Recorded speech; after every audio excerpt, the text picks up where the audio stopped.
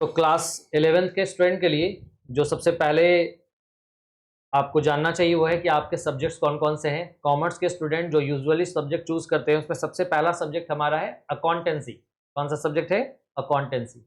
दूसरा सब्जेक्ट है business studies. तीसरा सब्जेक्ट है इकोनॉमिक्स। चौथा सब्जेक्ट है एंटरप्रेन्योरशिप जो कि ऑप्शनल है, बहुत सारे स्टूडेंट लेते हैं, बहुत सारे स्टूडेंट नहीं लेते हैं। और उसके अलावा है लैंग्वेज, इंग्लिश और हिंदी वगैरह।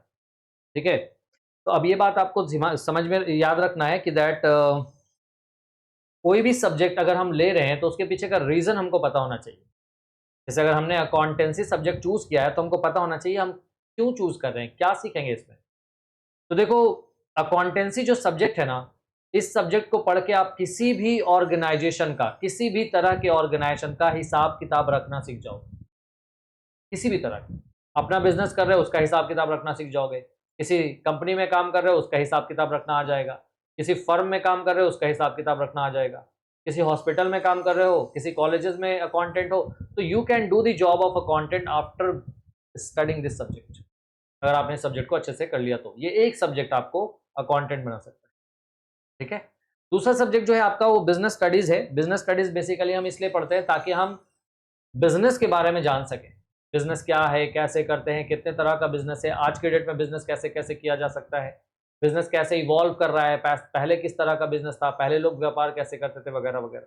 तो ये सब आप बिजनेस स्टडीज सब्जेक्ट में सीखते हैं। ठीक है, तीसरा सब्जेक्ट जो है वो इकोनॉमिक्स है। इकोनॉमिक्स सब्जेक्ट भी उम्मीद है आपने लिया होगा, लिया है। इकोनॉमिक्स सब्जेक्ट बेसिकली हमें इस सब्जेक्ट को पढ़ के हमको पता चलेगा कि जो भी रिसोर्सेज, जो भी संसाधन है हमारे पास, चाहे वो हमारा पर्सनल रिसोर्सेज है या फिर सोसाइटी का जो रिसोर्सेज है, उन रिसोर्सेज का बेस्ट यूज कैसे करेंगे, उन रिसोर्सेज को बेस्ट पॉसिबल तरीके से यूटिलाइज कैसे करेंगे। तो ऐसे ऐसे कॉन्सेप्ट और कॉन्सेप्ट आपको सीखने को मिलते हैं जिससे आपका माइंड ओपन अप होता है कि अच्छा, इकोनॉमिक्स सब्जेक्ट आपको बेसिकली आपके इंटेलेक्ट को बढ़ाता है, जिसमें आप ये सब सीख पाते हो कि रिसोर्सेज यूटिलाइजेशन कैसे करना, जो भी संसाधन है वो कैसे यूटिलाइज करेंगे। कर देना एसी को, हाँ लग तो रहा है ना। तो चौथा सब्जेक्ट है वो है एंटरप्रेन्योरशिप। अब ये बात आपको पता होना चाहिए कि आजकल इसको ऐसे समझिए कि स्टार्टअप का दौर है, नए नए बिजनेस ऑर्गेनाइजेशन स्टैब्लिश हो रहे हैं। तो एंटरप्रेन्योरशिप जो सब्जेक्ट है ना, ये हमें क्या सिखाता है? ये सब्जेक्ट हमें सिखाएगा कि एक नया बिजनेस वेंचर कैसे स्टैब्लिश करते हैं, किस तरीके से एक नए ऑर्गेनाइजेशन को स्टैब्लिश किया जाता है। आवाज कम है।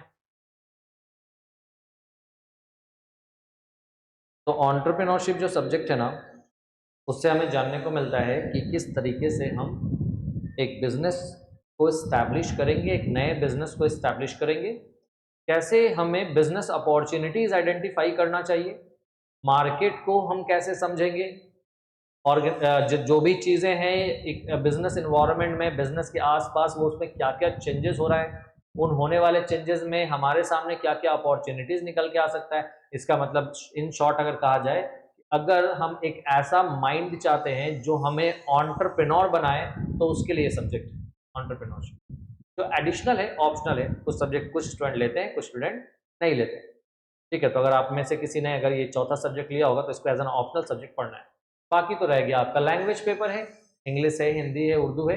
हम लैंग्वेज सीखते हैं, लैंग्वेज सीखने के पीछे का सिंपल रीज़न हमारा यही होता है कि हमें लिखना आ जाए, क्या लिखा है वो समझ आ जाए, और बोलना कैसे है, लैंग्वेज का इस्तेमाल इसी तीन चीज़ में होता है, to understand, write and speak. Speaking में, राइटिंग में, अंडरस्टैंडिंग में। तो इन तीन सिचुएशन में हम इस्तेमाल करते हैं किसका? किसका इस्तेमाल करते हैं? इन तीन सिचुएशन में हम इस्तेमाल करते हैं लैंग्वेजेस का, लैंग्वेजेस को यूज करते हैं। आई होप की बात समझ में आई हो।